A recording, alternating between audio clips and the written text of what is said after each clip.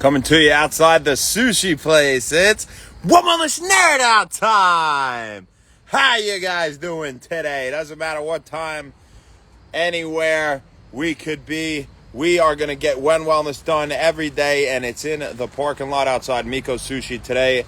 And nonetheless, we are going to be talking about N-acetylcysteine or N-acetylcysteine, abbreviated NAC today, and its implications in lung disease, with helping to reduce the duration and symptoms of lung diseases such as influenza, and we'll talk about that in a second here.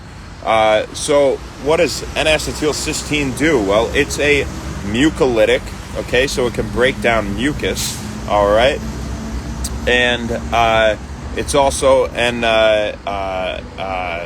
has the ability to thin mucus as well. All right. Now, when we talk about some of the implications that we have here, and it's called an expectorant when it thins the mucus like that. All right. So it's an expectorant. It thins the mucus. It breaks down mucus. It's mucolytic and has antioxidant properties in the sense that it promotes increased glutathione production, a potent antioxidant broke up for a second there.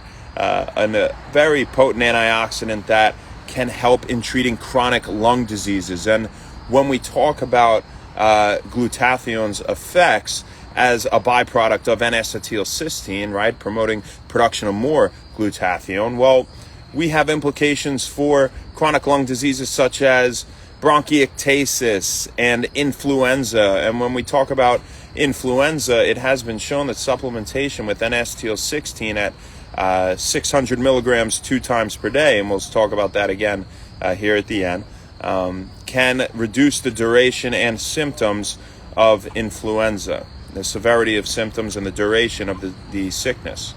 It does this in the sense that it increases your immune function in general, does N-acetylcysteine.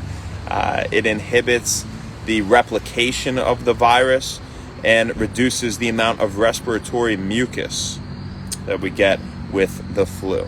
All right. Now, having said that, usually the cough is dry, right? But we get those runny nose and things like that. All right. So when we're talking more about mucus, this is kind of what we're talking about here. And when we talk about bronchiectasis, this is the expansion of your bronchioles, abnormally wide bronchi or bronchioles that they branch into, and we get these wide bronchi that have thickened walls in bronchiectasis, and we have more mucus inside of our bronchi. And so N-acetylcysteine, being mucolytic and an expectorant, can help to both reduce the amount of mucus or breaking it down, right, and can thin the mucus. So on top of things like bronchiectasis or influenza, there are implications with using N-acetylcysteine for COPD patients. And when we talk about chronic obstructive pulmonary disease, N-acetylcysteine has been shown to reduce the number of exacerbations suffered during the disease, right? So throughout the year, for example, we might get difficulty breathing with COPD, all right? So that dyspnea, right? That difficulty breathing. We cough up a lot of sputum sometimes, right? And it can be purulent or pussy sputum sometimes. And with NAC, we get less sputum, right? We cough up less. It's thinner, right? As it's thinning that mucus, it's breaking it down a little more, so there's less, right? We cough up less purulent sputum, so not as pussy, we should say, when we say purulent, all right, in medical terminology. And on top of that, can make it easier to breathe, just in general, all right, for COPD patients. Now, this has only been shown in human clinical trials with, COPD patients that have frequent exacerbations, all right, and that take NAC year-round, all right, and it was to a relatively small degree that it did decrease this amount of sputum and pus in the sputum and, and improve breathing, all right, but it can do so to some extent, and it's not a huge extent, and that's why it's a secondary option in terms of when we're talking about these natural immune boosters and things like that, right? Garlic, vitamin C, and vitamin D.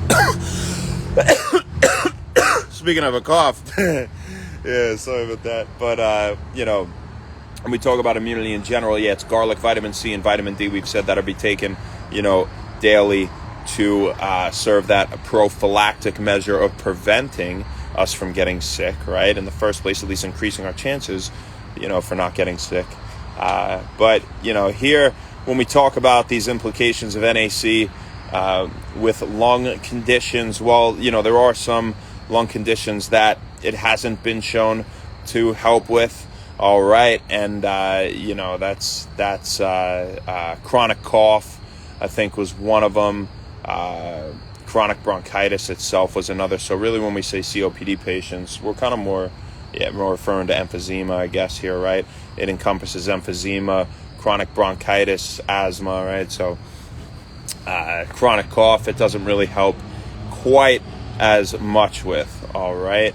Now, when we talk about the dosage, once again, of NAC or N-acetylcysteine, it's going to be 600 milligrams twice per day. And more than this has shown no additional benefit, and actually less, or at least significantly less than 600 milligrams twice a day of NAC also has no beneficial effect. So you got to be right in that sweet spot dosage, right there at 600 milligrams again, twice per day. So that's all we got for you today, people. Who do we got on here?